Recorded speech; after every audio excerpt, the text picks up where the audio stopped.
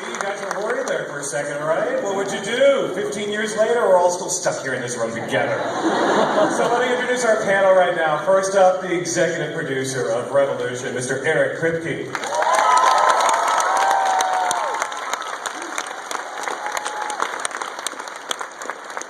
Next up, you've seen him in things such as Rizzoli and Isles, The Closer, and a little movie I like to call The Twilight Saga. It's Billy Burke.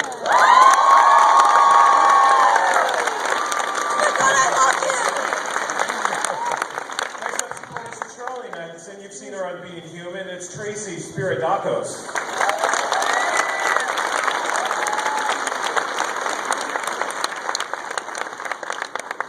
You've seen him on Once Upon a Time, and of course, Breaking Bad. He plays Captain Devil on Revolution. It's Giancarlo Esposito.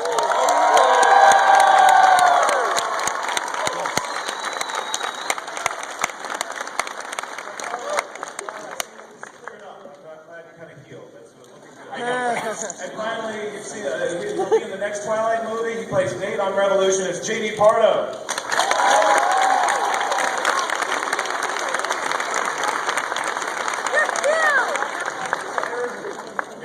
What the F is going on? So, who's behind this? I mean, what can you tell us in sort of, what cabal? Is it a military sort of coup? What is causing this? No, I'm glad you asked. I'm going to reveal every secret of the entire show right now. So maybe we can all leave For this crowd! I'm really not.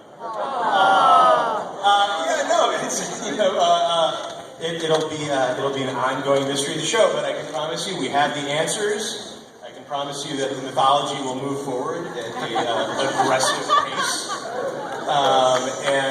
We'll answer the questions, and then we'll ask new questions. And so it'll be fun. It'll be a really rollicking, ass-kicking show. One of the things about the show that you were talking about is sort of like your previous show. You're going to be moving around. I mean, they're sort of nomads now. They're on their way to sort of finding answers. So. Yeah, it's a big epic quest. It's a big mythic Joseph Campbell story. It's the whole point.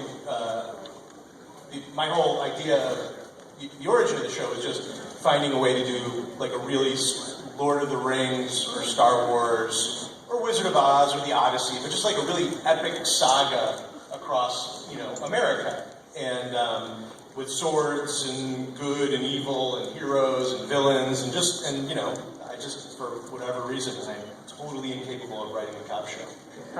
So we thank you for that. Yeah. But I think the other thing that you've mentioned in the past is sort of, and you look out at this crowd and how many phones are recording you right now, how many YouTube videos are going to appear in the next day or so, and sort of how this culture, society now, sort of inspired a little bit of this story. Yeah, and it's really, we think we stumbled onto a really compelling what if, in terms of this wasn't caused by nuclear war or disease or was it caused or zombies. It was just caused by the power going off, and you saw it with this blackout, like how frustrating it is. Or is anyone ever angrier than when their computer freezes up? And to take all of that away, and then on top of all that, we're dangerously separated from our food and water supplies. And I think everyone sort of feels in kind of their animal instinct that we're over-reliant on this technology. So I think everyone can picture themselves in this world, and we want a world that people kind of want to play in, and they want to see, what would they do and how would they survive, and make it an exciting place to visit every week. So, and that, again, everyone can really see what would happen to them. And for the record, I would be either dead on day 3, or I would be in somebody's harem. You are a very pretty man. I am. I have delicate features. Yes. So Billy, you are one dangerous mofo. Yes. So I understand there's a sword school. Talk about sort of what you went through on that kind of training and going forward. Sort of what kind of kicking ass are we going to see you accomplish? Well, we have who I consider to be one of the best in the business to take care of that for us. His name is Jeff Wolf. He's our stunt coordinator and choreographer. He did the Pirates of the Caribbean movies and stuff. And he really sort of created our own style of fighting for this show, which is what Mr.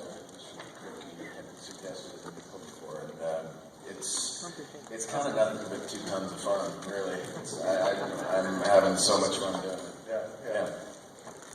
Giancarlo, let's talk about this character. It's sort of another heavy in some ways, and also sort of another character who kind of has a duality to some degree. I mean, your character was sort of a paper pusher in the past life, and now he's running a militia. I mean, talk about sort of the complexity of this character and sort of what makes a man go from point A to point B. Well, I think it has to do a lot with how his family of origin, how he was raised. He was probably a weakling little kid who had a dream to be a stronger man.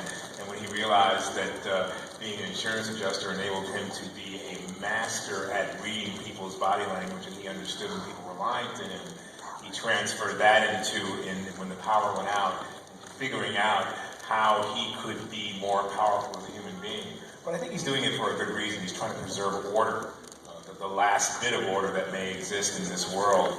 And he's really wanting to bring people back together in a certain direction to harness and find what happened, find out what happened.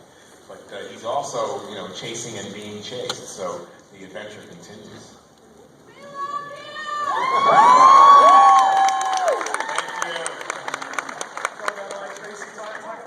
I mean, she's got guts. I mean, she's obviously seen her father die, and now sort of going forward. What happens next? Yeah, I mean, her entire drive was just getting her brother back. At the beginning of the episode, she just really wants to go on an adventure and see more of the world that's she's confined in this one little place, and now all this has been laid on her shoulders to just save her brother and bring him back. It was an epic journey. And JD, talk about your character a little bit and sort of his motivation and Nate, you also get to do some cool stuff. Right, no, he's an expert archer, he's a fighter, and you don't quite know where his allegiance lies. He's going on the same journey, but he's interrupted when he meets the beautiful girl. I'm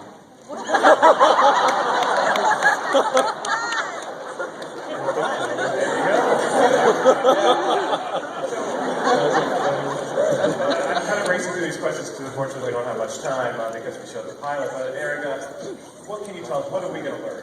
What are we going to, without telling us exactly what it is, at least what sort of answers should we kind of expect? Yeah, no, I mean, there's a couple different, as you can tell from the pilot, there's a couple different storylines, and all of them, I think, are equally kind of emotional. I mean, obviously there's the drive to turn the power back, but equally as important, it's a drive for this family to come together and reunite, because, I think what makes genre shows great are its focus on characters and making sure that they're complicated and deep and human and emotional and relatable. I mean, if you look at the great genre shows, you look at, Buffy, X-Files, Lost, which is like the gold standard of an ensemble genre show. I mean, you tune in for those characters. And so it's just about really this family reuniting. And then another part of it is more and more this resistance. You don't even really see the resistance in the show outside of the fact that the title's Revolution.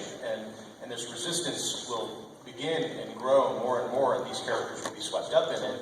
And it is really about this revolution as they're kind of fighting to restore the country and fighting to restore their own family. So I think there's a lot of really, I think the mythology is important, but I really think it's about, it's about characters, and it's about family, and it's about freedom. And on that note, unfortunately, that is the end of the panel. Mondays, 10 p.m. this fall.